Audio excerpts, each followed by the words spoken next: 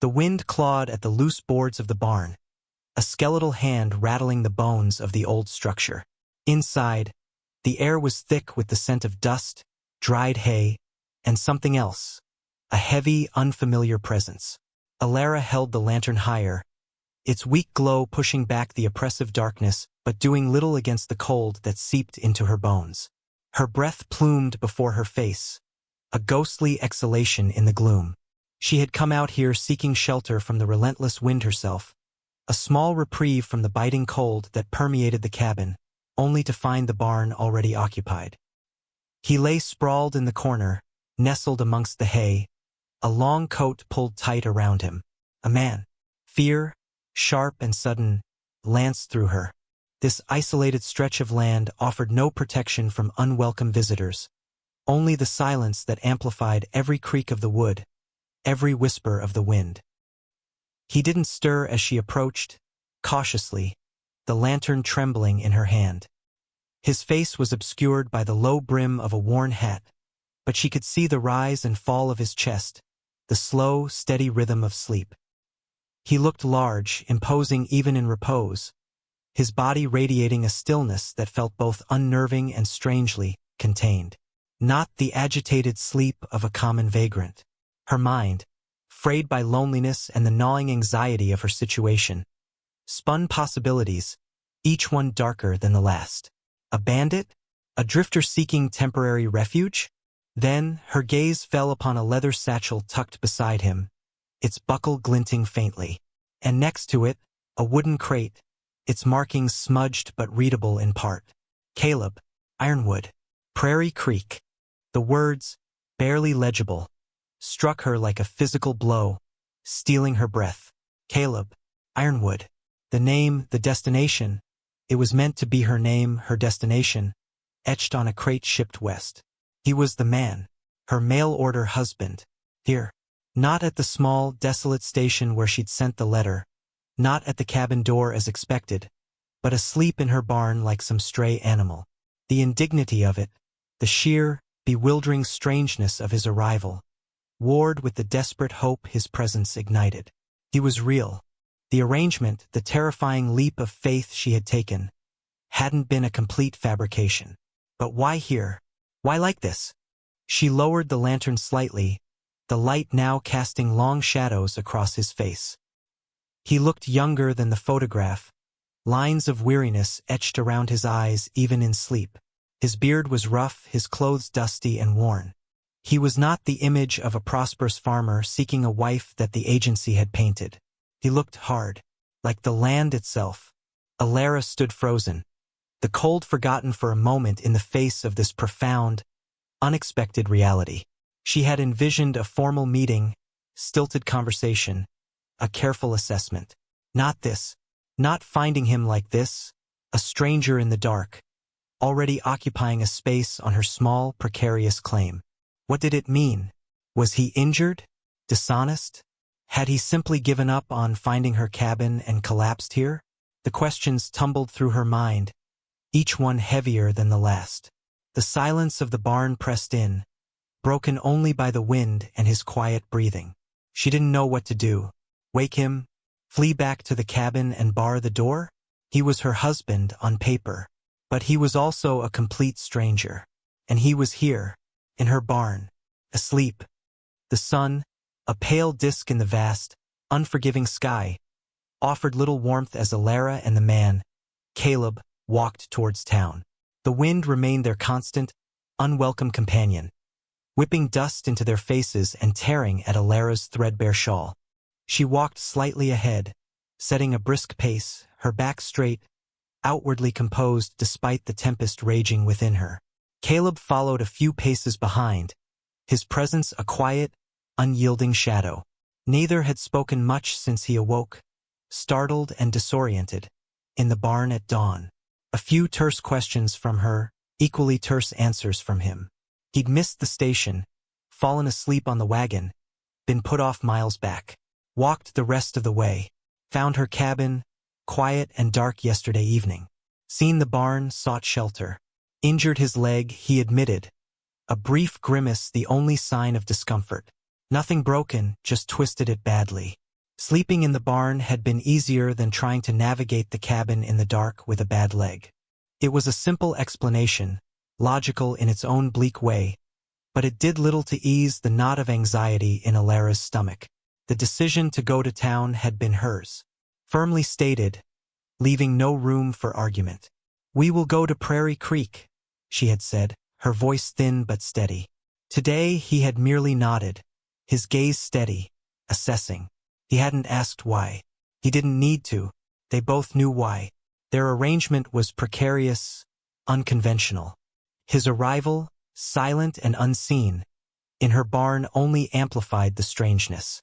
They needed to make it official, visible, before the rumors started, before the whispers turned into accusations, before her already fragile reputation was irrevocably damaged. But going to town felt like stepping onto a stage under a harsh spotlight. Prairie Creek was a small, insular community. Everyone knew everyone's business, and Alara, a young widow struggling alone on her claim, was already an object of pity and speculation. Arriving with a stranger, a man found sleeping in her barn, it would be fodder for months. As they neared the cluster of buildings that constituted Prairie Creek, a general store, a saloon, a livery, a church, the wind seemed to carry the scent of anticipation, of eyes already watching. Alara felt a prickle on the back of her neck. They were being observed. From doorways, from behind curtains, from the dusty street itself. Whispers, like dry leaves skittering across the ground, seemed to rise around them. She could feel the weight of their judgments, the curiosity, the thinly veiled disapproval. A lone woman bringing a man into town. It was scandalous, improper. Especially this man, dusty and taciturn, walking with a slight limp. They stopped before the small, weathered building that served as the county clerk's office. Alara turned to Caleb, her eyes meeting his for the first time with a shared purpose that transcended their awkward circumstances. "The papers," she said, her voice low. "The marriage license," he nodded, his expression unreadable. Without another word, Alara pushed open the door and stepped inside.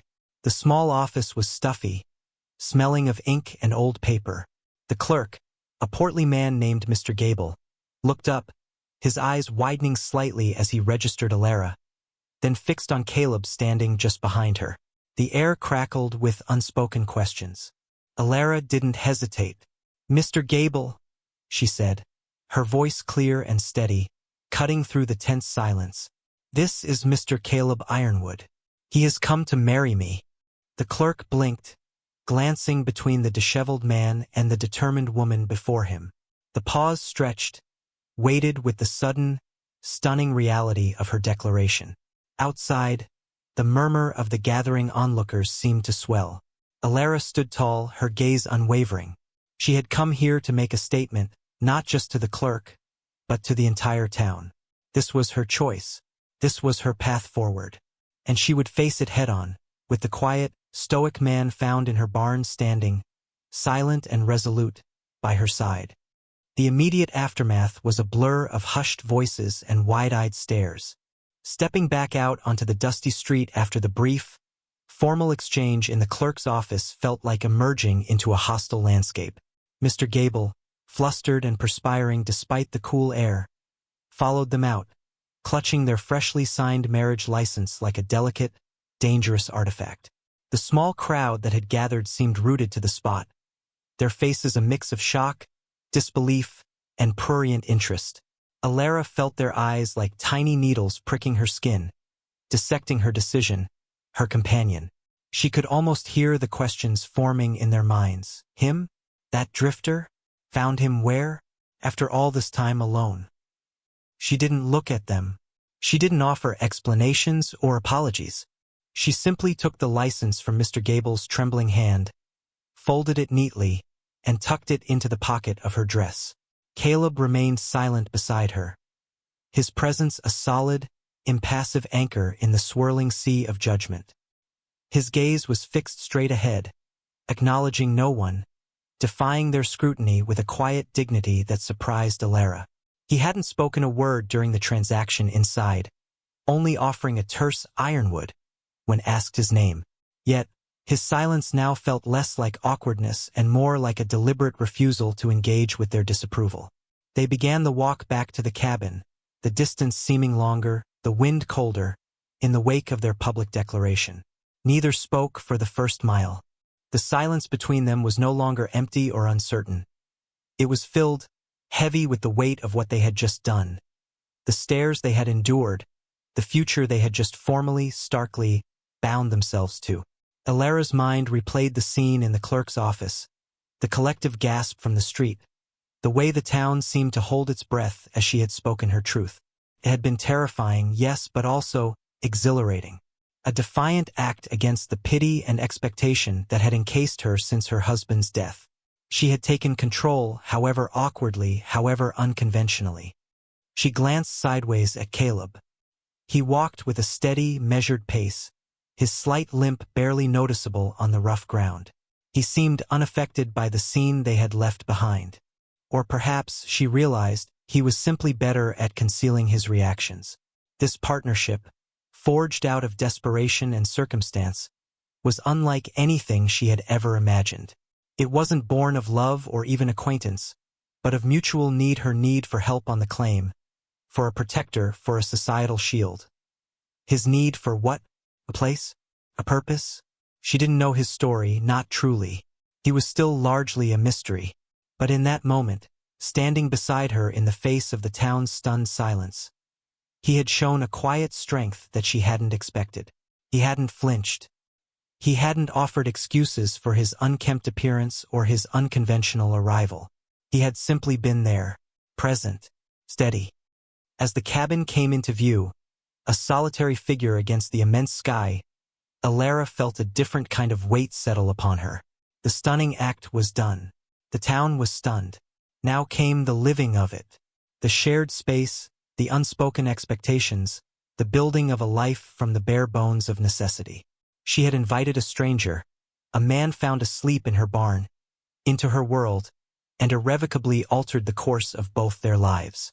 The fear was still there, a low hum beneath the surface, but it was tempered now by a sense of grim determination. She had taken the leap. There was no going back.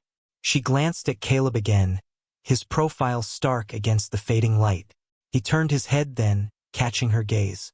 For a fleeting moment, she thought she saw something in his eyes, not warmth, not affection, but perhaps recognition. A shared understanding of the daunting path that lay ahead. And for the first time, Alara didn't feel entirely alone facing it. The months that followed were marked by a quiet rhythm, dictated by the demands of the land and the relentless cycle of the seasons. The harshness of the prairie remained, a constant adversary, but it was met now with a shared, silent resolve. The cabin, once a lonely outpost of Alara's grief and struggle, became a place of two presences. Caleb moved through the small space with an economy of movement, his actions deliberate and efficient.